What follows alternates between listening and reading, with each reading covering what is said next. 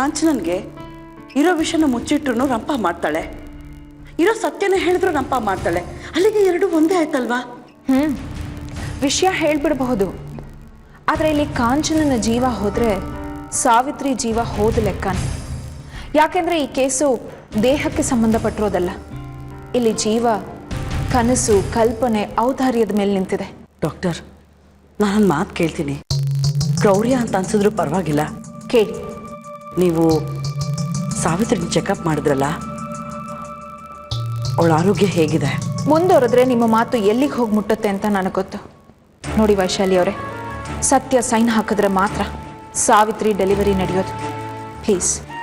ಇನ್ನೊಂದೇ ಒಂದು ಆಪ್ಷನ್ ಇದೆ ಡಾಕ್ಟರ್. ಯಾವುದಾದ್ರೂ ಅನಾಥಾಶ್ರಮದಿಂದ ಒಂದು ಮಗುನ ತಂದು ಅವಳ ಪಕ್ಕದಲ್ಲಿ ಮಲಗಿಸ್ಬೋದು. ಆದರೆ ಆ ಮಗು ದೊಡ್ಡದಾಗ್ತಾ ನಮ್ಗೆ ಅದ್ರ ಮೇಲೆ ಇರೋ ಪ್ರೀತಿ ಕಡಿಮೆ ಆಗಿಬಿಡುತ್ತೆ. ನಮ್ಮ ಮನಸ್ಸು ಅದನ್ನು ತಿರಸ್ಕರಿಸೋದಕ್ಕೆ ಶುರು ಮಾಡಿಬಿಡುತ್ತೆ. ನಾನು ಎಂಥ ಇಕ್ಕಟ್ಟ ಸಿಗಾಕೊಂಡ್ಬಿಟ್ಟಿದ್ದೀನಲ್ಲ ಡಾಕ್ಟರ್, ಏನು ಮಾಡಬೇಕು ಅಂತಲೇ ಗೊತ್ತಾಗ್ತಿಲ್ಲ. ದೇವರೇ ಕಾಪಾಡಬೇಕು ಅಷ್ಟೇ. ಇನ್ನು 4 ಗಂಟೆ ಕಾಂಚನನ ರಂಪಾಟ ಇರೋದಿಲ್ಲ. ಸದ್ಯ ನಿಮಗೆ ಸಮಾಧಾನ ಸಿಕ್ಕಿದೆ ನೋಡಿ. ಪದೇ ಪದೇ ನಾನು ಅವಳಿಗೆ ಸ್ಲೀಪಿಂಗ್ ಡೋಸ್ ಕೊಡೋದಕ್ಕಾಗೋದಿಲ್ಲ. ಅದರಿಂದ ಅವಳ ಮೇಲೆ ಬೇರೆ ರೀತಿಯಾದ ಪರಿಣಾಮ ಬೀರೋ ಚಾನ್ಸಸ್ ಇರುತ್ತೆ. ನಾನು ನಿಮ್ಗೆ ಅಡ್ವೈಸ್ ಮಾಡೋದಾದರೆ ಇಮಿಡಿಯೇಟಾಗಿ ಅವಳನ್ನು ಸೈಕ್ಯಾಟ್ರಿಸ್ಟ್ ಹತ್ರ ಕರ್ಕೊಂಡು ಹೋಗಿ. ಬೇರೆ ದಾರಿ ಏನೂ ಕಾಣಿಸ್ತಾ ಇಲ್ಲ. ಇನ್ನು ಅವಳಿಗೆ ಇಲ್ಲಿ ಬೇರೆ ಟ್ರೀಟ್ಮೆಂಟ್ಗಳೇನೂ ಇಲ್ಲ. ಸುಮ್ಮನೆ ಎಚ್ಚರ ಆದರೆ ರಂಪ ಮಾಡಿದ್ರೆ ಬೇರೆ ಪೇಷಂಟ್ಸ್ಗಳಿಗೆ ತೊಂದರೆ ಆಗುತ್ತೆ ಅಷ್ಟೇ. ಸೊ ಪ್ಲೀಸ್, ನೀವೇನೇ ಮಾಡೋ ಹಾಗಿದ್ರು ಇನ್ನು 4 ಗಂಟೆ ಒಳಗೆ ಮಾಡಬೇಕು. ಡಾಕ್ಟರ್, ಏನು ಡಾಕ್ಟರ್ ಎಲ್ಲ ಗೊತ್ತಿದ್ದು ಹೀಗೆ ಹೇಳ್ತಾ ಇದ್ದೀರಲ್ಲ? ಫ್ಯಾಕ್ಟ್ ಹೇಳಿದೆ ವೈಶಾಲಿ ಅವರೇ. ಕಾಂಚನನ್ಗೀಗ ಸಣ್ಣದಾಗಿ ಆಕ್ಸೋಫೋಬಿಯಾ ಶುರುವಾಗ್ತಾ ಇದೆ. ಆಕ್ಸೋಫೋಬಿಯಾ ಅಂದರೆ ತನ್ನನ್ನು ತಾನು ಮುಗಿಸ್ಕೊಳ್ಳುವಂಥ ಮನಸ್ಥಿತಿ ಅವಳಲ್ಲಿ ಉಂಟಾಗ್ತಾ ಇದೆ ಅಂತ. ಇದು ನೋಷನಲ್ ಪ್ರೆಗ್ನೆನ್ಸಿಯ 4ನೇ ಸ್ಟೇಜ್. ಸೊ ಪ್ಲೀಸ್, ಇಮಿಡಿಯೇಟಾಗಿ ನೀವು ಅವಳನ್ನು ಸೈಕ್ಯಾಟ್ರಿಸ್ಟ್ ಹತ್ರ ಕರ್ಕೊಂಡು ಹೋಗೋದು ತುಂಬಾ ಒಳ್ಳೆಯದು. ಹಾಗಂತ ಅವಳು ಉಳಿತಾಳೆ ಅನ್ನೋ ಭರವಸೆ ನಾನು ನಿಮ್ಗೆ ಕೊಡೋದಕ್ಕಾಗೋದಿಲ್ಲ.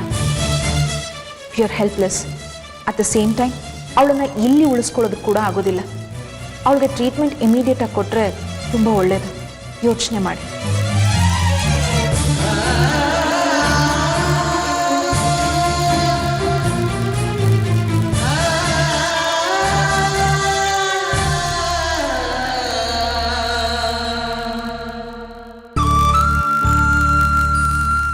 ಏನಮ್ಮ ನಿನ್ನ ಹೆಸರು? ಕವನ ಅಂತ. ಮನೇಲಿ ಯಾರ್ಯಾರಿದ್ದೀರಾ? ನಾನು, ನಮ್ಮಮ್ಮ. ಅಮ್ಮನೂ ಕೆಲ್ಸಕ್ಕೆ ಹೋಗ್ತಾರಾ? ಇಲ್ಲ, ಅಮ್ಮಂಗೆ ಹಾರ್ಟ್ ಪೇಷಂಟು, ಆಪ್ರೇಷನ್ ಆಗಬೇಕು. ಮಾಡಿಸೋ ತಾನೇ? ದುಡ್ಡು ಬೇಕಲ್ಲ ಮೇಡಮ್. ನಾನು ಕೊಡ್ತೀನಿ. ನಂಗೊಂದು ಸಹಾಯ ಮಾಡ್ತೀಯಾ? ನಿಜವಾಗ್ಲೂ ಕೊಡ್ತೀನಿ. ತಮಾಷೆ ಮಾಡಬೇಡಿ ಮೇಡಮ್. ನಮ್ಮ ರಿಲೇಷನಲ್ಲಿ 1 ಪೈಸಾ ಅಂತ ಸಹಾಯ ಮಾಡೋದಿಲ್ಲ. ಅಂಥದ್ರಲ್ಲಿ ನಾನು ಯಾರು ಅಂತಲೇ ನಿಮ್ಗೆ ಗೊತ್ತಿಲ್ಲ. ನೀವ್ಯಾಕೆ ಸಹಾಯ ಮಾಡ್ತೀರಾ? ಆ ಬ್ಯಾಗ್ ಕೊಡು.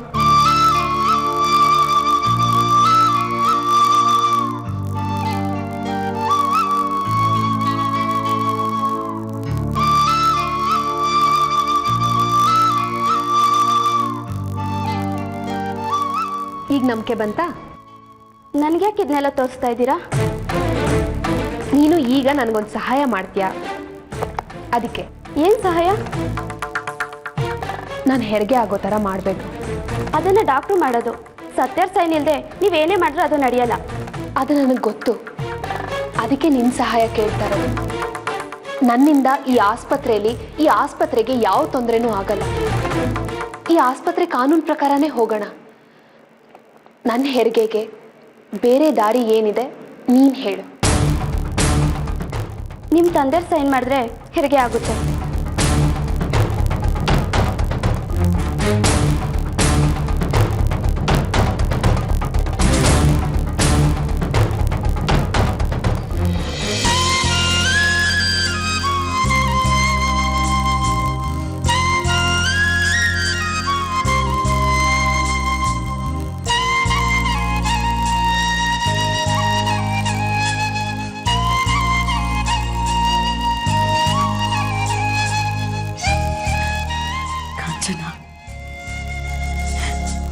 ನಿನ್ನನ್ನು ಉಳಿಸ್ಕೊಳ್ಳೋ ಶತ ಪ್ರಯತ್ನ ಮಾಡ್ತಿದ್ದೀನಮ್ಮ. ನಾನು ನಾವು ಹೇಳಿದ್ದನ್ನೆಲ್ಲ ಅರ್ಥ ಮಾಡಿಕೊಂಡು ಎಲ್ಲನೂ ಸಹಿಸ್ಕೊಳ್ಳೋ ಶಕ್ತಿನ ಆ ದೇವ್ರು ನಿನಗೆ ಕೊಡಬೇಕು ಅಷ್ಟೆ. ಈ ಥರ ನೀನು ನೋಡೋದಕ್ಕೆ ನನಗೆಷ್ಟು ನೋವು ಆಗ್ತಿದೆ ಗೊತ್ತಾ? ಏನೇನಿದ್ರು ನನ್ನ ಆ ಸಾವಿತ್ರಿನೇ ಉಳಿಸ್ಬೇಕು ಅಷ್ಟೆ. ನಾನು ಸಾವಿತ್ರಿ ಇದ್ದಲ್ಲೇ ಇರ್ತೀನಿ. ಸ್ವಲ್ಪ ಸಮಾಧಾನ ಆದರೂ ಸಿಗುತ್ತೆ ನನಗೆ.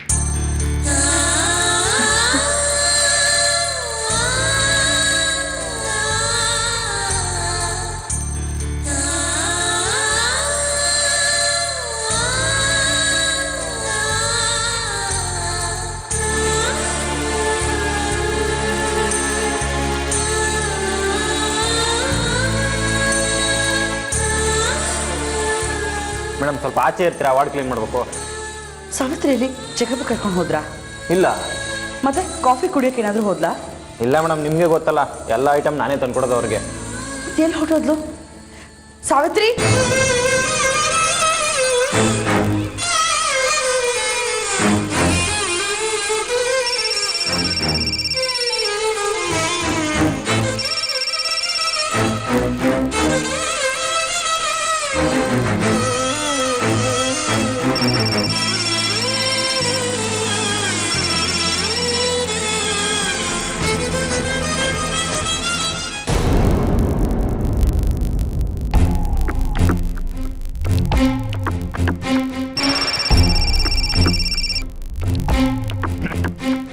ಮಾತಾಡೋಕ್ಕೆ ಇಷ್ಟ ಇಲ್ಲ, ಫೋನ್ ಕಟ್ ಮಾಡ್ತೀವಿ. ಸತ್ಯ, ಸಾವಿತ್ರಿ ವಿಷಯದಲ್ಲಿ ತೊಂದರೆ ಹಾಕಿದೆ ಕಣೋ, ಅದಕ್ಕೆ ಫೋನ್ ಮಾಡ್ತಿರೋದು. ಸಾವಿತ್ರಿ ಎಮೋಷನ್ ನಿಮ್ಮನ್ನ ಕಟ್ಟಾಕವಳೆ. ಸುಳ್ಳು ಹೇಳಿ ನನ್ನನ್ನು ಕರ್ಸ್ಕೊಂಡು ಪ್ಲಾನ್ ಮಾಡಿ ಸಾವಿತ್ರಿನ ಹೆರಿಗೆ ಕಳಿಸ್ಬೇಕು ಅಂದ್ಕೊಂಡಿದ್ದೀರಾ? ಏನು ಬೇಡ ಅಂತ ಕುಂತೀವ್ನಿ, ದಯವಿಟ್ಟು ನನಗೆ ತೊಂದರೆ ಕೊಡಬೇಡಿ. ಇಲ್ಲ ಸತ್ಯ, ಪ್ಲಾನ್ಸು ಇಲ್ಲ, ಎಂಥದ್ದು ಇಲ್ಲ. ಕಾಂಚನನ್ಗಿಲ್ಲಿ ಆಪರೇಷನ್ ಆಯಿತು, ಆದರೆ ಸಾವಿತ್ರಿ ಎಲ್ಲೂ ಕಾಣಿಸ್ತಾನೆ ಇಲ್ಲ ಕಣೋ. ನನ್ಗೆ ಯಾಕೋ ಅನುಮಾನ ಶುರುವಾಗಿದೆ. ಡಾಕ್ಟರ್ಸೇ ಹೇಳ್ತಾ ಇದ್ರು ಕಾಂಚನನ್ಗೇನಾದರೂ ಆದರೆ ಸಾವಿತ್ರಿಗೂ ಏನಾದರೂ ತೊಂದರೆ ಹಾಗೆ ಆಗುತ್ತೆ ಅಂತ. ಈಗಾಗಲೇ ಸಾವಿತ್ರಿ ಡೆಲಿವರಿ ನಿಂತು ಕಾಂಚನಂಗೆ ಆಪರೇಷನ್ ಆಗಿ ಅವಳಿಗೆ ಎಚ್ಚರ ಆಗಿ ರಂಪಾಟ ಮಾಡಿ ಮತ್ತೆ ಸ್ಲೀಪಿಂಗ್ ಡೋಸಸ್ ಕೊಟ್ಟು ಮಲಗಿಸಿದ್ದಾರೆ ಕಣೋ. ಆಸ್ಪತ್ರೆಯಲ್ಲಿ ಎಲ್ಲ ಕಡೆ ಹುಡುಕಿ. ಇಲ್ಲ ಸತ್ಯ, ರೂಮಲ್ಲಿ ಹುಡುಕ್ದೆ, ಎಲ್ಲ ವಾರ್ಡ್ಗಳು ಆಸ್ಪತ್ರೆ ಎಲ್ಲ ಹುಡುಕ್ಬಿಟ್ಟೆ ಕಣೋ. ಸಾವಿತ್ರಿ ಎಲ್ಲೂ ಕಾಣಿಸ್ತಾ ಇಲ್ಲ.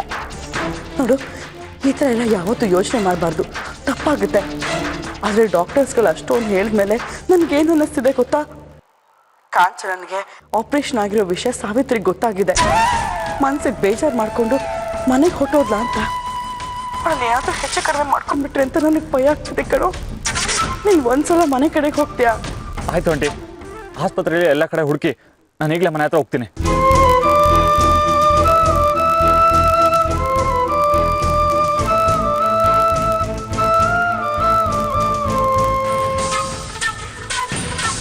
ಸಾವಿತ್ರಿ, ಎಲ್ಲಿದೆಯಮ್ಮ? ಅಪ್ಪ, ನಾನು ಆಸ್ಪತ್ರೆಯಲ್ಲಿದ್ದೀನಿ. ಆಸ್ಪತ್ರೆನಾ? ಏನಾಯ್ತಮ್ಮ? ಏನು ಗೊತ್ತಪ್ಪ, ವಿನೂತಂಗೆ ಇವತ್ತು ಹೆರಿಗೆ ಡೇಟ್ ಕೊಟ್ಟಿದ್ರು. ಅವಳನ್ನ ಆಪರೇಷನ್ ಥಿಯೇಟ್ರಿಗೂ ಕರ್ಕೊಂಡು ಹೋದ್ರು. ಅಲ್ಲೆಲ್ಲ ಬಂದಮೇಲೆ ವಿನೂತ ಮಗು ಬೇಕು ಅಂತ ಒಂದೇ ಸಮ ಗಲಾಟೆ ಮಾಡ್ತಿದ್ದಾಳೆ. ನಮ್ಗೆಲ್ರಿಗೂ ಇಲ್ಲಿ ಭಯ ಆಗ್ತಿದೆಪ್ಪ. ಯಾರಿಗೂ ಏನು ಮಾಡಬೇಕು ಅಂತ ಗೊತ್ತಾಗ್ತಿಲ್ಲ. ಅಪ್ಪ, ನೀವು ಇಲ್ಲಿಗೆ ಬರೋಕ್ಕಾಗುತ್ತಾ? ಸಾವಿತ್ರಿ, ಕಾಂಚನ ಬಗ್ಗೆ ನನಗೆ ಅಷ್ಟು ಒಳ್ಳೆಯ ಅಭಿಪ್ರಾಯ ಇಲ್ಲ. ನಾನು ಬರೋದಿಲ್ಲ. ನನಗೋಸ್ಕರ ಬನ್ನಿಪ್ಪ. ಇಲ್ಲ ಅಪ್ಪ, ನಾನು ಆಸ್ಪತ್ರೆಗೆ ಅಡ್ಮಿಟ್ ಆಗಿದ್ದೀನಿ. ಏನು, ನೀನು ಅಡ್ಮಿಟ್ ಆಗಿದೆಯಾ? ಅಲ್ಲಮ್ಮ, ಅಡ್ಮಿಟ್ ಆಗುವಂಥದ್ದು ಏನಾಯ್ತಮ್ಮ? ಅಳಿಯಂತ್ರ ಇದ್ದಾರಾ? ಡಾಕ್ಟರ್ ಏನು ಹೇಳಿದ್ರು? ವೈಶಾಲಿ ಅವ್ರು ಬಂದಿಯಾರಾ? ಅಪ್ಪ, ನೀವಿಲ್ಲಿಗೆ ಬನ್ನಿ, ನಾ ಎಲ್ಲ ಹೇಳ್ತೀನಿ. ವಿನೂತನ್ ಜೊತೆ ಅತ್ತೆ ಇದ್ದಾರೆ. ನಮ್ಮಿಬ್ಬರ ಜೊತೆಗೂ ಅವ್ರು ಇರೋಕ್ಕಾಗ್ತಿಲ್ಲ. ಅದಕ್ಕೆ ನನ್ನ ಜೊತೆಗೆ ನೀವಿರಲಿ ಅಂತ ಕರಿತಾ ಇರೋದು. ಬನ್ನಿಪ್ಪ. ಸರಿ ಮಗಳೇ, ಈಗಲೇ ಹೊರಡ್ತಾರೆ. ಅಪ್ಪ, ನೀವೊಬ್ಬರೇ ಬಂದರೆ ಸಾಕು. ನಾನೊಬ್ಬನೇ ಬರೋದು ಅಂದರೆ ಅಮ್ಮನಿಗೆ ಏನೂ ವಿಷಯ ತಿಳಿಸ್ಬಾರ್ದು ಅಂತ. ಅಮ್ಮನಿಗೆ ವಿಷಯ ತಿಳಿಸದೇ ಇದ್ರೆ ವಿಷಯ ಮುಚ್ಚಿಟ್ಟಂಗೆ ಆಗೋದಮ್ಮ. ಯಾಕೆ? ನೀವು ಬನ್ನಿಪ್ಪ, ನಾ ಹೇಳ್ತೀನಿ. ಒಬ್ಬರೇ ಬರ್ತೀರಾ ಅಲ್ವಾ? ಸರಿ, ಬರ್ತೀನಿ. ಸರಿಪ್ಪ, ಬೇಗ ಬನ್ನಿ.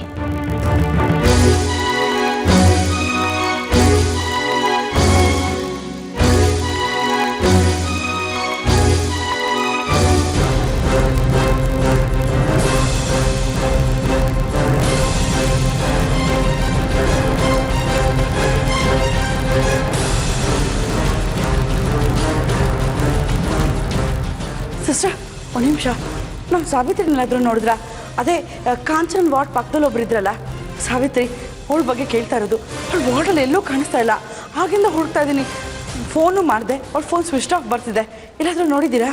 ಆಚೆ ಇದ್ರು. ಹೌದಾ? ಎಲ್ಲಿ? ಮೆಡಿಟೇಷನ್ ಹಾಲಲ್ಲಿ ಅರ್ಧ ಗಂಟೆ ಆಯಿತು. ಇವಾಗ ಇರ್ತಾರೋ ಏನೋ ಗೊತ್ತಿಲ್ಲ. ಹೌದಾ? ಎಲ್ಲಿ ಬರುತ್ತದು?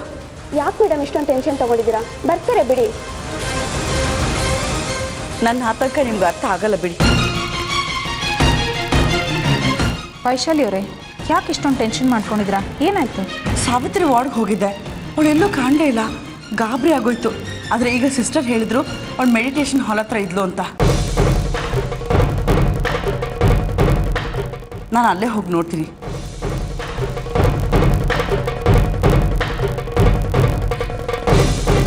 ಸಿಸ್ಟರ್, ನಾನು ಆಲ್ರೆಡಿ ಹೇಳಿದ್ದೆ ಅಲ್ವಾ ಸಾವಿತ್ರಿ ಡಿಸ್ಚಾರ್ಜ್ ಆಗಬೇಕು ಅಂತ.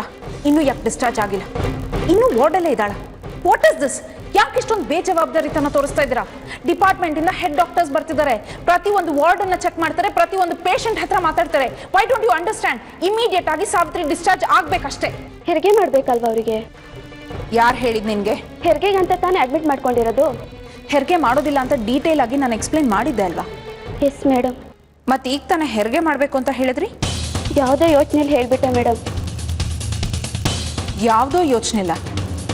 ಯಾಕೆ ಬೆವರ್ತಾ ಇದ್ದೀರಾ? ಇಲ್ಲ ಮೇಡಮ್. ಈಗಿಂದ ಈಗಲೇ ಸಾವಿತ್ರಿನ ಡಿಸ್ಚಾರ್ಜ್ ಮಾಡಿ ಕಳಿಸಿ. ಹೋಗಿ. ಸರಿ. ಮೆಡಿಟೇಷನ್ ಹಾಲ್ ಎಲ್ಲಿರೋದು? ಈ ಕಡೆ. ಮತ್ತೆ ಆ ಕಡೆ ಹೋಗ್ತಿದ್ದೀರಾ? Sorry madam. ಗೋ.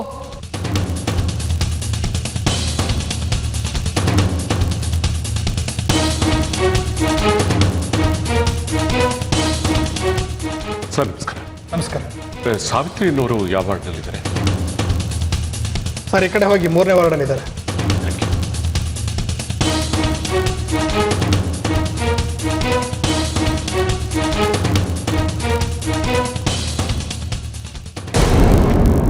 ಅಪ್ಪ, ಏನಾಯ್ತು? ಏನೂ ಆಗಿಲ್ಲಪ್ಪ.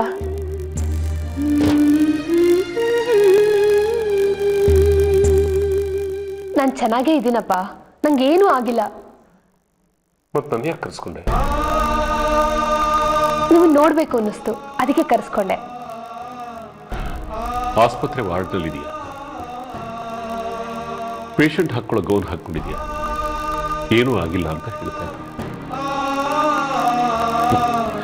ಯಾಕೋ ನಿನ್ನ ಮಾತಿನ ಮೇಲೆ ನಂಬಿಕೆನೇ ಬರ್ತಾ ಇಲ್ಲ ನನಗೆ. ಮನೆ ದೇವರು ಅಂತ ನನ್ನ ಬಾಯಿನಲ್ಲಿ ಸುಳ್ಳು ಹೇಳಿಸ್ದೆ. ಅದು ಮುಖ್ಯವಾದ ಕೆಲಸ ಬಿಟ್ಟು ಎಲ್ಲಿ ನಡೀತಾ ಇದೆ ಸಾವಿತ್ರಿ? ಪಾಪಪ್ಪ ವಿನುತ ಸಾವಿನ ಹತ್ರ ಇದ್ದಾಳೆ. ಅವಳಿ ಜನ್ಮದಲ್ಲಿ ತಾಯಿ ಆಗಲ್ಲಪ್ಪ, ಅವಳಿಗೆ ಮಕ್ಕಳಾಗಲ್ಲ. ತಾಯಿ ಆಗಿದ್ದೀನಿ ಅನ್ನೋ ಭ್ರಮೆಲಿದ್ದಾಳೆ. ನೋಷನಲ್ ಪ್ರೆಗ್ನೆನ್ಸಿ ಅಂದ್ರೆ ಮಗು ಇದೆಯನ್ನೋ ಭಾವನೆಯಲ್ಲಿದ್ದಾಳೆ. ಅದಿಲ್ಲ ಅಂತ ಗೊತ್ತಾದ್ರೆ ಅವಳನ್ನು ಸುಧಾರಿಸೋದು ಕಷ್ಟ ನಮ್ಮ. ಅವಳನ್ನ ಹೇಗಾದ್ರೂ ಮಾಡಿ ಉಳಿಸ್ಕೋಬೇಕಪ್ಪ. 4 ಗಂಟೆ ನಿದ್ದೆ ಬರೋ ತರ ಇಂಜೆಕ್ಷನ್ ಕೊಟ್ಟು ಡಾಕ್ಟರ್ ಅವಳನ್ನ ಮಲಗಿಸಿದ್ದಾರೆ. ಅವಳು ಉಳಿಯೋದೇ ಕಷ್ಟ ಅಂತ ಹೇಳ್ತಿದ್ದಾರೆ. ನನ್ನ ವಿನತನ್ನ ಅವಳನ್ನ ನೋಡಿದ್ದೀನಪ್ಪ. ಅವಳನ್ನ ನಾನು ಉಳಿಸ್ಕೋಬೇಕು. ನನ್ನ ವಿನತ ನನಗೆ ಬೇಕಪ್ಪ. ನಿನ್ನ ಆಸೆ ಏನೋ ಸರಿಯಮ್ಮ, ಆದ್ರೆ ಡಾಕ್ಟರ್ಗಳೇ ಕೈಚಲ್ಲಿ ಕೂತಿಯಾರಲ್ಲ, ನನ್ನಿಂದ ಏನ್ ಮಾಡೋದಕ್ಕಾಗುತ್ತೆ?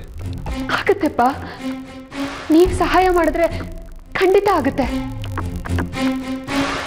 ಅವಳ ಪಕ್ಕದಲ್ಲಿ ಒಂದು ಮಗು ಇಟ್ಟು ಇದು ನಿಂದೇ ಮಗು ಅಂತ ಹೇಳಿದ್ರೆ ಖಂಡಿತ ಅವಳು ಬದುಕ್ತಾಳಪ್ಪ.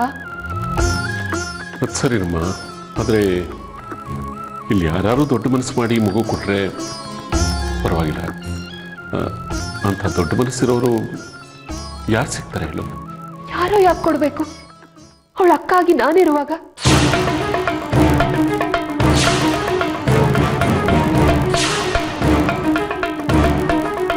ನನ್ನ ಹೆರಿಗೆ ಆಗ್ಲಿ, ನನ್ನ ಮಗುನ ಅವಳ ಪಕ್ಕ ಇರ್ತೀನಿ. ಅದಕ್ಕೆ ನಿಮ್ಮ ಸಹಾಯ ಬೇಕು. ನೀವು ಸೈನ್ ಮಾಡಬೇಕು. ಫೈಲಲ್ಲಿದೆಪ್ಪ, ನೀವು ಸಹಾಯ ಮಾಡಿದ್ರೆ ಖಂಡಿತ ಅವಳು ಬದುಕ್ತಾಳೆ. ಸೈನ್ ಮಾಡಿ ಸಹಾಯ ಮಾಡಿ ಅಂತ ಯಾಕಮ್ಮ ಕೇಳ್ತಾ ಇದೀಯಾ? ನೀವೇ ನಿಮ್ಮ ಕೈಯಾರೆ ನನ್ನ ಕಥೆ ಒಂದು ಸಹಾಯ ಮಾಡಿ ಅಂತ ಹೇಳು. ಆಗೋದಿಲ್ಲ, ನಾನು ಸೈನ್ ಮಾಡಲ್ಲ. ನಿನಗಿನ್ನು 7 ತಿಂಗಳು ನನ್ನ ಮಗಳ ಬಲಿ ಕೊಡೋದಕ್ಕೆ ನಾನು ಸಿದ್ಧ ಇಲ್ಲ. ವಿನಿತಾ ಹೋಗ್ಬಿಡ್ತಾಳಪ್ಪ. ಅವಳು ಯಾರಿಗೋಸ್ಕರನೋ ನಿನ್ನನ್ನು ಯಾಕಮ್ಮ ನಾನು ಕಳ್ಕೊಳ್ಳಿ? ನಾನು ಬದುಕಿರ್ತೀನ, ಪದ್ಮ ಬದುಕಿರ್ತಾಳ.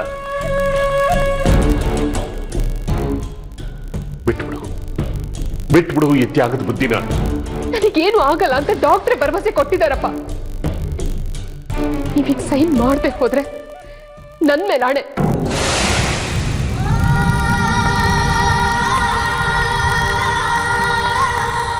ಇಟ್ಬಿಟ್ಟಿ ಆಣೆನ?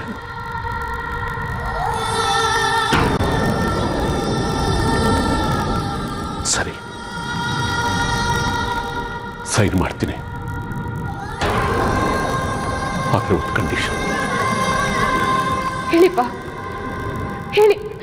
ನಿಮ್ ಷರತ್ ಏನಿದ್ರು ಸರಿ, ಹೇಳಿ. ನೀನು ಆಪರೇಷನ್ ಥಿಯೇಟರ್ ಹೋಗೋದಕ್ಕೆ ಮುಂಚೆ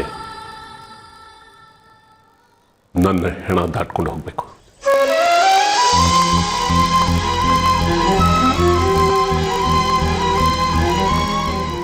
ಹಾಗಿದ್ರೆ ಸೈನ್ ಮಾಡ್ತೀನಿ. ಓಕೆ?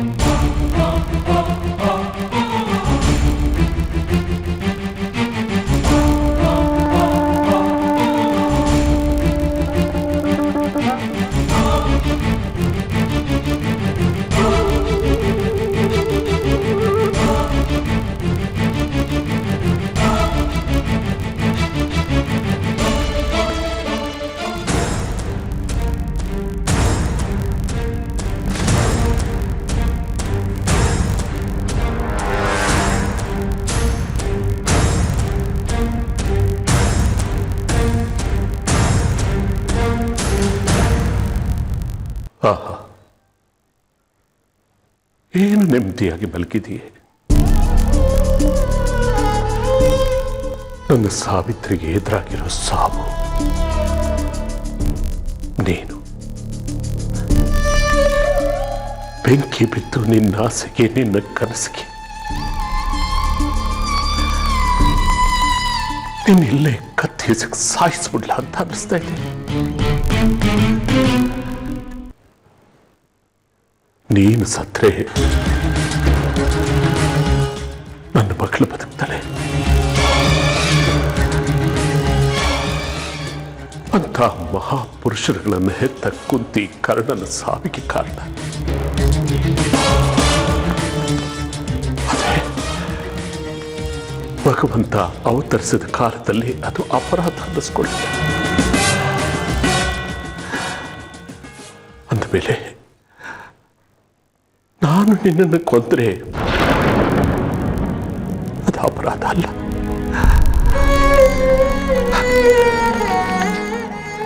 ನಿನ್ನ ಸಾವನ್ನು ನಾನು ಬಯಸ್ತಾ ಇರೋದು ನನ್ನ ಮಕ್ಕಳು ಬದುಕಲಿ ಅಂತಲೇ ಆಗಲಿ, ನನ್ನ ಸ್ವಾರ್ಥಕ್ಕೆ ಅಂತಲೇ ಆಗಲಿ ಅಲ್ಲ. ಅವಳು ಒಳ್ಳೆ ತಾಯಿ, ಒಳ್ಳೆ ತಾಯಿ ಅಂದ್ರು ಬದುಕಿರಬೇಕು.